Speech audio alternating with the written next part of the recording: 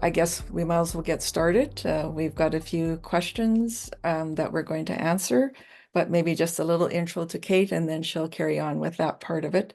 So Kate is a UK multidisciplinary artist and someone who loves color and pattern and maybe some chaos and putting the chaos to order. Absolutely. Well, it's good to see you. Yeah, See, I'm Kate. And I'm in the UK. I'm in Cambridge. I guess I introduced you a bit. I turned 51 on Sunday.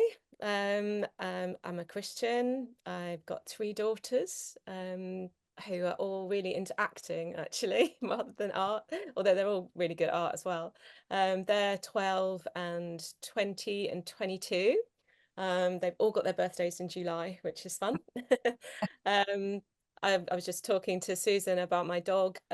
She's 15, getting on a bit and starting to wake me up at night, but lovely, called Muffin. What else? I love marshmallows and mac and cheese. I love singing. I'm in a gospel choir, which is lots of fun. yeah. And yeah, I love colour. I love circles. I generally have circles in all my art, and spots and stripes and flowers. Um, I love making a mess, but I also really love tidying. I'm a sort of funny combination of the two. Um, I guess one thing to share, I'm trying to sort of start being open about, is that in the last few years, I've received a late diagnosis for dyslexia, and also autism. And I'm actually looking now into an ADHD assessment as well. Um, yeah, I didn't know that females could be autistic. We don't really fit the stereotype Yeah. that you see in the media. So I'm now on a bit of a mission really to break down those stereotypes and be brave and open about it. Yeah, I guess there feels like there's a stigma, but I'm trying to face that head on really. Yeah. Good for you. And it's brave for you, for you to share all that because like you said, there is a stigma to that and it's good to educate people. Yeah, I mean, if I don't say something that, the reason I know about it is because other people have started being role models. So I need to do the same for my daughters and for others really on the journey. Enjoying the video? Don't forget to like, subscribe, and click the bell to be notified when new Mastrius videos are added. Right. That's awesome. So how does neurodivergence affect you as an artist and a mentor? Yeah, well, I believe that it's the reason I'm creative, actually. I think it gives me, I have a lot of ideas and a big imagination. Um, and I think because of all the challenges that it brings, it's made me a great problem solver. Mhm. So I'm used to working out ways around things. Right. And Mhm. thinking outside the box and taking risks and not giving up. Yeah, I love to empower people sort of through my mentoring to know that we don't have to be experts really, that we just have to be willing, to give stuff a try and to work hard and to find out things that we don't know. I think overwhelm is it comes with the territory of being neurodivergent, and so it's something that I've become an expert in, finding ways to deal with it, whether that's planning or project management, organization, putting systems in place. um, and so I like to pass that on to others really. There's a joke about how do you eat an elephant, one bite at a time. And yeah, I love to sort of teach artists to sort of face their elephants, face the mountains, the dreams that they have, and break them down into bite-sized chunks, really, into achievable goals that helps them to see the progress that they're longing for. But to do it in a peace-filled way and a confident way rather than a sort of panicked, sort of driven way.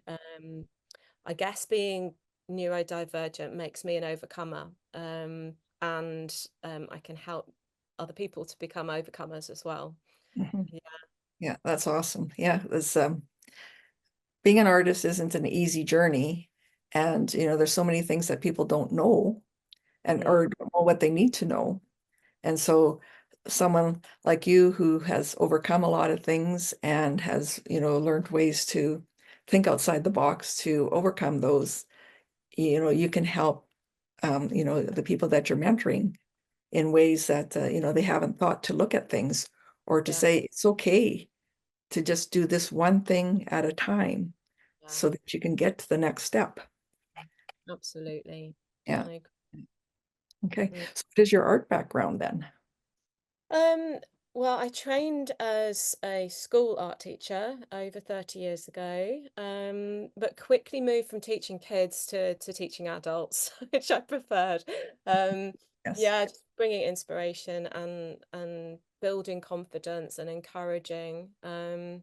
While I was raising my three girls, I focused less on the messy side of art. So I did crochet and photography because they were things that were just more portable and I could carry around, in my handbag to toddler groups or whatever, and would turn the crochet and the photography into jewelry. So I created a business with that firstly, but painting was always my passion, and that ended up becoming the central thing again quite quickly as soon as I felt I could get messy again. Mhm. um I think quite early on with my painting I was invited to be part of my worship team at church as a painter in front of everyone. um and yeah, so somehow I found myself pretty much learning to paint in front of hundreds of people. Wow. Um, yeah. And I think imposter syndrome is definitely something that we as artists face quite often, but I've learned to harness it, to sort of catalyze a growth, really, a growing within me. So when something scares me, I try to look at it, face it in the eye and ask myself, what am I going to do to make sure this doesn't stop me? um I mean, maybe that's the neurodivergence in me, that, that determination and right, I'm not going to let this stop me. Let's work a way around it. Let's face it anyway. I guess I'm used to failure. I'm used to not getting things right first time, and that actually gives me more of a tenacity than maybe others sometimes. Mhm. So in that moment, I was worried, I guess, about being found out to be the fraud that I felt like I was, that I didn't know what I was doing ultimately. So what I did about that was I went and got a mentor. And through having a mentor, I found my own visual language and style. I worked out what type of artist I wanted to be. Mhm. Um, I worked out sort of what I love and what skills I wanted that I didn't yet have. And also I was given some feedback, which really helped combat my self-doubt. Um, I think mentoring is it's a fantastic weapon actually against self-doubt and imposter syndrome, which we all struggle with. Right. And I'm really excited to be sort of helping others on that as well. Yeah. Um, yeah, I mean, one of the things I did recently to overcome my sense of I guess self-doubt and imposter syndrome was I did a master's degree. I thought, right, I feel like I don't have a depth yet in my understanding and in my ability, so I did something about it. So Mhm. yeah, I did a master's degree in fine art, but I focused on sculpture and installation environments, sort of as you know a continuation of my painting, and really got excited about that. So yeah, alongside the teaching I do locally, I've also been mentoring people online for many years as well, which I've loved because it's enabled me to like work with people all over the world, people in China and Africa and America, and it's really exciting. Mhm. I'm used to doing that. And so when Mastrius got in touch with me about joining the mentoring team here, and when I researched Mastrius and looked at just the ethos of the community, I was yeah, jumping on board. I'm so impressed. I'm a complete newbie to Mastrius, and really excited actually to be joining this group. Yeah, the Mastrius is, I think their main focus is, collaboration, community, support, because Yeah. a lot of times that's not a part of their or the art world. And No, so, that's right. I think they're very clear on not being competitive. That the whole thing, the artwork is so competitive. I think within the master's degree that I did, yeah, it was just a sense of, it was a threat almost, and a need to make yourself look superior to your audience, and it's the opposite that I want to be doing. I right. want to make art accessible and to engage people, and yeah, Mhm. it's good. Good, good. Okay. So can you show us some of your artwork? Yeah, let me see if I Right. can share the screen. I've created a PowerPoint just to take you through some. Can you see that? Yes. Yeah, that's good. Yeah. So yeah, as you can see, I'm an abstract artist. And as we've said, yeah, I've got a passion for colour, and just making them sing and pop. Um, I love a combination of order and chaos, as you can see here. There's, the splashy, messy, splatty paint, but it's alongside pattern and detail as well. So let me scroll through a few different ones. I use color to sort of express emotion Mm, and tell a story. So you can see that the ones I've just showed you are quite different to this one, but they've still got all the elements there. right. This one is called Clarity. It's about the idea of when you walk through life feeling like you're in a bit of a fog and you just need some clarity, and they're like little portals through to sort of better things. Um, So, oh, yeah, can I ask you about that last one? yeah, yeah. Did you do negative painting? Like, did you have a background created and then you did negative painting to have your circles pop? Yeah, what I did was I covered the canvas in crazy pattern and detail and color, really bright. And then the grey was the last thing that went on. And I used circle stickers to mask areas. Mm-hmm. Um, so I masked my favorite bits and used a spray paint in this particular, Oh, okay. Uh-huh. because then you can get like it doesn't have to be really some of it's opaque, but some of Right, it's more trans, and you can for see sure. between. Yeah. um Yeah. it depends. If I'm doing it in a public space, then spray paint isn't always a suitable material to use, but otherwise I like the precision of it and the Mm. speed.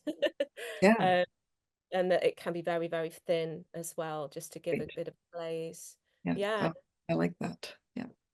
So yeah, I like exploring contrast and celebrating uniqueness, really. I like my work to be quirky and really feel like it's bursting with life.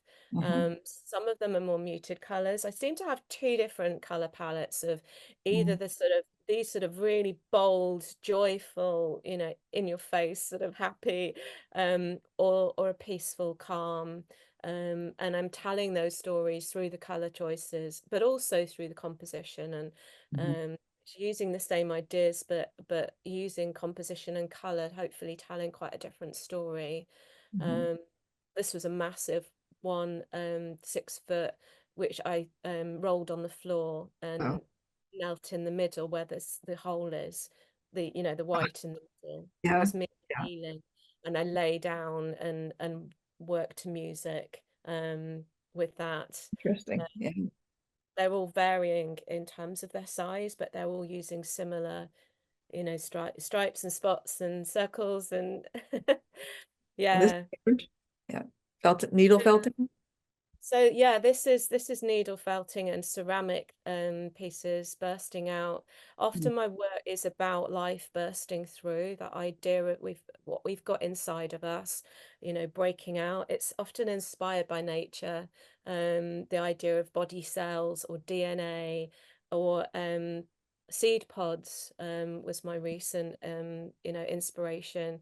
And I stylize it and supersize it, creating something with impact, but that has a sense of fun about it as well. Yeah, so this was needle felting with very sharp nails and Oh, ceramic pieces, and yeah. Um, so here's some pictures of me painting in a live setting as a resident artist. Um, so this was on stage at a school, and they watched me as it was projected, and then each class came up and added a bit to the painting, which is now cool. lives at the back of the hall. And I spent the week with them and did workshops with them. Um, this was a youth conference, painting outside. So this is an example of me sitting on it and painting around myself to music. Um, this is a really big space. Sometimes, yeah, I was doing it in front of crowds of like over 3,000 people. Wow. Yeah. So this is me projected onto the screen because it was a massive event and I was off in the corner. And but I sort of just tend to like I turn my back on and I just have fun and enjoy it. I mean, I've got my hands completely covered. I'm really messy at this one. Um, And so yeah, I see in the bottom right-hand corner, there is a band. So were yeah, you painting kind of to the music then, or yeah, yeah? yeah, that's right. And I was a resident artist for a week there, and so there was a different theme each day, and I painted each night along the theme of what they were talking about, Mhm. um, to help, because people learn in different ways, don't they? For And sure. Yeah. it's good to, yeah, get stuck in with that. Um, and then this again is me on the floor. This was outside Boots in town, on the pavement, just sort of drumming up some interest for my exhibition.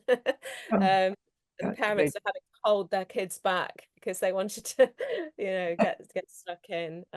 It's really fun. It's very scary, but as soon as I started, I just had fun and enjoyed it, and everyone watched the mad lady on the pavement. Yeah. Um, Looks like and then fun. this, what's that? I say, it looks like fun. Yeah, yeah, it was, and it drew some attention, which was the point of it, to get people to my exhibition. Um, yeah, my master's degree culminated in me creating like an immersive installation space called Emerge, and that included like music and lights, as well as a big space filled with my sculpture. Um and this is the interactive multi-sensory element that you climbed inside. So I created a large tent that was inspired by a conker seed. And yeah, basically, you could climb inside. The idea, I wanted my audience to feel like they were stepping inside one of my paintings, really. And so in there was music and there was UV light, so it really popped. And yeah, I so this is like from a distance that you can see the tent, and then all the sculptures and things hanging or going up on scaffolding poles. But it was a labor of love, about 1,000 hours work. But it's awakened something in me. I think it's created a whole new dimension of ideas and ambition. And I was thrilled I won the Public Choice Award when I took this to London. Um, Congratulations. so that was a confirmation of, yeah, like, this is something I can do, and that excites me. I Mhm. think there's art on a wall, which is exciting, but then when you create art that people can step into and they can experience and that envelops them, I just feel Yeah. that's a whole other level of, Ex- I could do a lot with that. Yeah. Um, so as you can tell, I get quite excited about that. Yeah. So Yeah. there'll be more of this type of work for you. Yes, I think, sorry, just trying to find how to get out of here. Oh, Stop. share. Yeah. There we go. Did it. Mhm. Yeah. So it's lots of fun, definitely. Good. Good. Yeah, it. Yeah. A little bit of a snapshot of my Yeah. work. Yeah, that's awesome to, to get a, a feel and for what you do, see what you do, and also see your excitement, Yeah, you. yeah. I Yeah. think I don't know that obviously you put yourself into your work, don't you? I think you make your best work if it's coming from your gut and it's coming from your personality. And like I said, I'm somebody who loves mess and order. And so Mhm. you see it in my work, Mhm. I'm quite a joy-filled person who's often seeking out peace because I can get overwhelmed quite quickly. And so those two elements come into my work as well. For Yeah. sure. Yeah. Okay. So then that kind of leads into then what can people expect from your mentorship? Yeah, well, I mean, I've already said I'm a firm believer in the importance and the impact of mentoring. It's made all the difference for me, and so I want to help it make the difference for others as well. I think at the core of who I am as a mentor isn't actually teaching the things that I love to create, although, I can do that too. Um, I'm much more interested in you, who you are as an artist. Um, I fully believe that you are the masterpiece, Mhm. more important than anything you can make.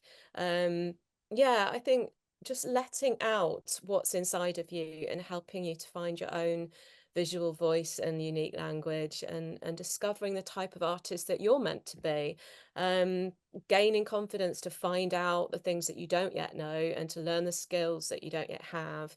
Mhm. Um, and to embrace where you are right now and give yourself grace. It's very easy to just think, I want to be there, especially where, like, for me, I raised a family. I took a lot of time getting to the point where I was really going for it. And it's easy to then feel like you're constantly in a hurry and making up for lost time. And there's a drive that can be unhealthy.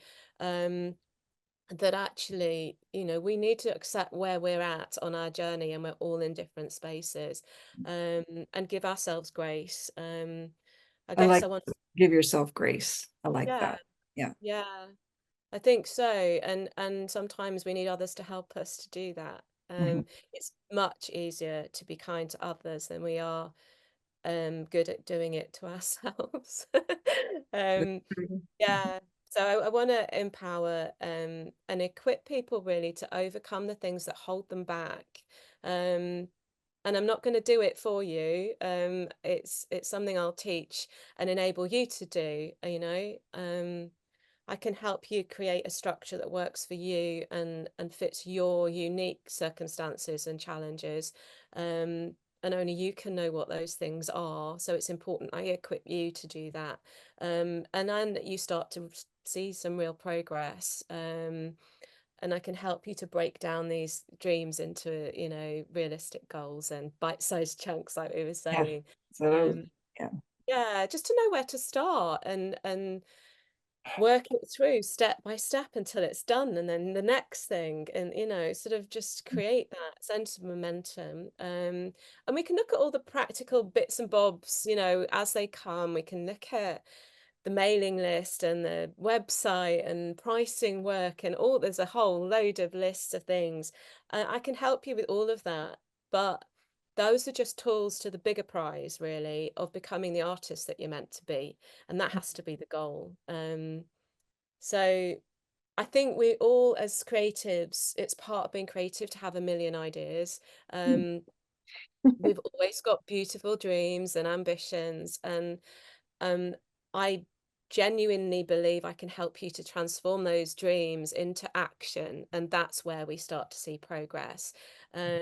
Yeah, I want to bring peace and clarity and tangible progress where there's been overwhelm and self-doubt and things stopping you, just to help your creativity to flourish and to guard and to nurture that delight and joy in making, to build a confidence and a structure that allows you to start sharing it with the world, really. I think that's an important thing. Mhm.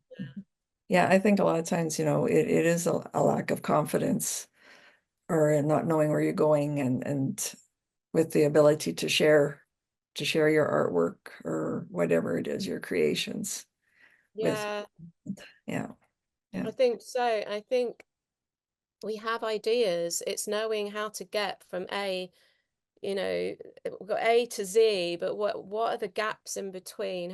What are the, stepping stones to making that actually happen? And I've learned actually I'm quite good at helping that to happen. I think it's the way my brain works is quite structured, and I can see the bigger picture and the detail. Mhm. And I think that yeah, once you start doing that, you start to believe in yourself a bit more. Yeah. I I think, anyone who joins your group, are going to be so delighted and happy that they have you in their corner, you know, to help support them and Yeah. guide. Yes, yes, I just love everything that you say about your mentorship. Yeah, Oh, forward great. to it. Looking forward to it. Yeah, me too. Yeah. So can you give some examples or share some stories of some of your student success? Yeah, well, I think the first thing that I teach is that success looks different for each person. Mm. Um, and it usually looks different to the stereotype of, what we'd expect success to look like. I think it is a very personal and bespoke thing, actually. And it changes as well in terms of what season of life we're in. Um, and it doesn't sit as something separate from the rest of our life as well. We have to consider life as well. So actually examples of real life success stories have been students working out how to create art in the midst of their dad dying, or of being a mum to 6 kids, or living with bipolar, or recovering from abuse, or going through divorce. Those are all, things I've been working with people, and I'm not a counselor or a therapist, but and I encourage people to get that type of support, but Mhm. to completely ignore what they're going through and what, life, and Great. just focus on the art. It needs to be a more holistic approach. Mhm. um Much as we'd love life to be simple and tidy and predictable, and to feel in control, I'd love that. That's not real life.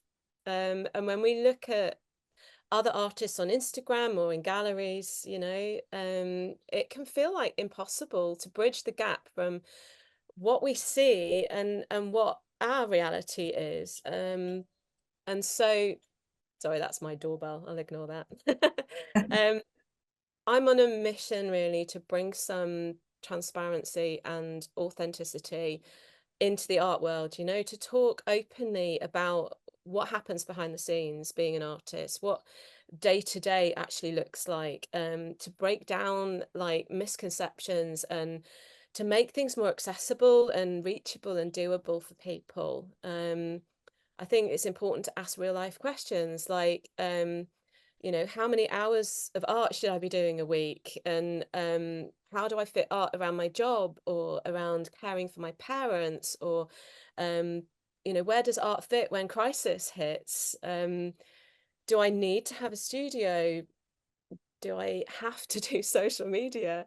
Um, you Yeah. know, when's the right time to start a website? How do I prepare for my first exhibition? How ambitious should I be? Am I too old? Is it too late? These are important questions to ask, because then we start to find the answers. Mhm. Um, I think as a new Mastrius mentor, I feel like I should be telling you that I'm an expert. I feel the pressure to come across as impressive and like I have all the answers, but I've discovered over the years of mentoring other artists that the biggest gift and lesson that I can give is to be real, actually, and admit that I'm still learning and that I still make mistakes. I'm still fighting self-doubt, I'm still trying to work out how all this fits with real life. for example, I'm in the middle of a divorce at the moment. I'm adjusting to single parenting, you know. The responsibility of providing security and finance for my family is real. And I'm working it out, what being an artist looks like in this new season for me, you know, day to day, you know, step by step in the middle of life. And I think artists being open about this stuff is essential, especially for those just getting started. To have this dialogue makes it more doable, really. And that's massive, because I think others would give up thinking they don't meet the grade, or you know, their own expectations of what they expect it should look like, when I'm not sure it does look like that. And does it really look like that for anybody? Yeah, Really? yeah, Yeah, yeah. yeah. So can you share how you would customize the mentoring to meet the needs of the members in your group? Yeah, and that's a good question. I think in some ways, the principles of achieving a goal or completing a project are basically the same. They're transferable, whatever it is that we're working on. We need to be asking questions of ourselves, like, is this the right project? You know, what does success look like, in terms of what's measurable with this? When's the deadline? How long do I have? You know, what other things need fitting in around the project I'm working on? What actually needs doing, and how long will it take? And how do I break that down? Is it even achievable? What else needs to give in my life while I'm working on this? Um, and finding accountability and adjusting as we go and all of that. Um, I think pretty much anything can be seen as a project in some ways. That, you know, a project that you can apply simple rules to, whether it's creating a website or building confidence in a skill that we're working on, putting on events, engaging with social media, you know, anything. Yeah, I find that seeing something as a project helps me to put it in its box, to sort of helps to prevent that overwhelm, and um, to help things to be realistic and set boundaries on it. Yeah, literally to envisage it being in a box, you know, and that, you know, keeping it in its place, whatever it might be. And I think it's then that we start to feel we're making some progress. Certainly that approach of seeing everything as a project, with a beginning and an end, you know, giving it a beginning and an end, and cutting it down into bite-sized chunks Mhm, is what's really helped me. mhm, Yeah, it's basically tools that I'm giving you that you can then, as I said, are transferable, not just within art, but in anything. But they're also scalable too. So it might be that you're trying to work out, how am I going to cope with this thing I've got to do this afternoon? mhm. Or my whole life feels overwhelming. Where do I even start? You know, or anything in between those two. Right. Um, yeah, it's simplifying, and yeah, looking at things sort of like one step at a time. Rather than looking at that end goal way down there, Yeah, that you know, how do you get there? Like, just does seem overwhelming. But yeah, if yeah. you take it one step at a time. Right. Absolutely. For instance, when I did the all those balls inside the tent that I was showing, Mhm. I had a deadline. I'd broken my wrist. So I was like, okay, I've got, this is the deadline, you know, and I was overwhelmed. So I did what I teach, I did it myself. Sometimes you need to teach yourself. Yes. Um, so I worked out, how many balls do I need? How long does each ball take? How many weeks are there? How many days are there? Oh, actually, I can do this. And Mhm. then each week, it wasn't I've got 60 balls to make. It was, I need to make a ball this week, and then I need to make a ball next week. I don't need to worry. I've got a plan. It's going to work. Right. And of course, things come in, and it's not always that simple, but that is the idea, and it does help with Mhm. overwhelm, For definitely. sure. For sure. Yeah. Yeah, that sounds really you know, it sounds so doable when you think about it that way. Easy. Yeah. Yeah.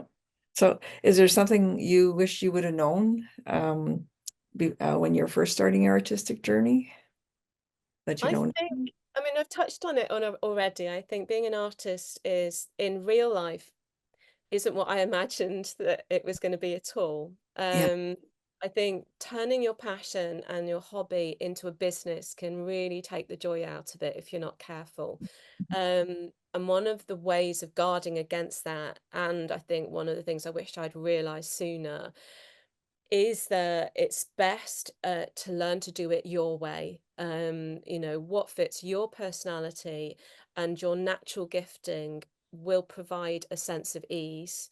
So I will be asking questions of you like what gives you life, and that would be different for different people. You know, what lights you up? How Yeah. do you work best? What time of day? You know, what are you good at? What do you struggle with? What do you find boring? You know, lean into the things that are more natural. It is likely to make it feel easier. You know, I think if we learn to run in our own lane, and we aim for the things that we are meant to do, and we're not distracted or discouraged by, you know, those running differently to us. It simplifies things where we're, you know, we're sort of like not, oh, I should be, oh, I should be, oh, I should be. No, this is what I'm doing. This is what I'm good at. This is where I'm going. You know, it does help to simplify. Um, I think we want to we want this to be something that lasts really, something that we do long term, and so it needs to be sustainable. You know, it's a marathon, not a sprint. We Yeah. need to pace ourselves.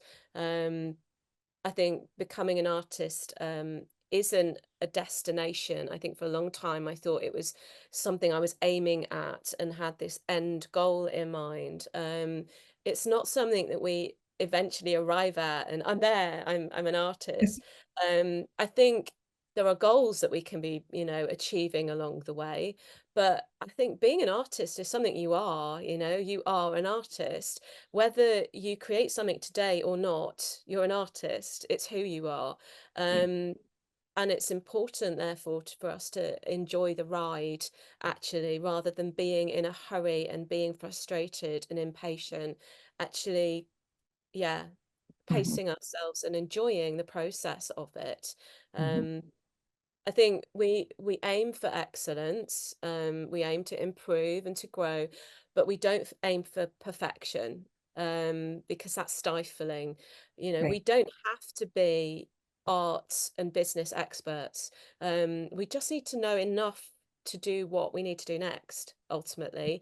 And actually, as a dyslexic, I don't retain stuff particularly well. So I'm often having to go back and relearn the thing, even though I've done it before, I have to go back and learn it again. Yeah. So I'm used to that, maybe more than others. We just have to know what's next and be able to do that. There is actually nothing in your way. Um, if you don't know something, you can find it out. If you don't have a skill, you can learn it. Yeah. I think the biggest barrier to you making progress is you. Um, and I think the antidote to that is community and authenticity. It's being around other artists, being honest and cheering each other on and being accountable and being real. That really helps. I think the world is waiting to see what you're about to create. So don't allow yourself to get in your own way. You know, come join my group basically and do the journey with me and with others. I'm really excited. I'm really looking forward to this. I really hope people will join me too. I sure hope so too. And I like your theme, I guess, for the group is that you are the masterpiece. Yeah. Yeah. Yeah, absolutely. We can make beautiful pieces of art, but humans are, you know, are the incredible thing, and what we can do with our lives is much bigger than what we can do with a paintbrush. Um, how we run our business, how we, you know, do business with others, how we are with our family, how we are with ourselves. I believe that's more important. and needs to be taken into consideration as part of the whole picture, really. Mhm. Yeah. Yeah, I like that. Well, I think we've come to the end of our session today. Yeah. And I want to thank you so much, Kate Green, for Thank you. sharing your artistic journey and your enthusiasm for the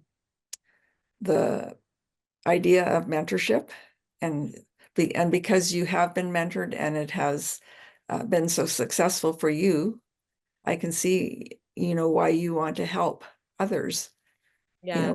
in the same way. And so Absolutely. I think that's awesome. Yeah. And you. Thanks a lot. Okay. Bye. Bye.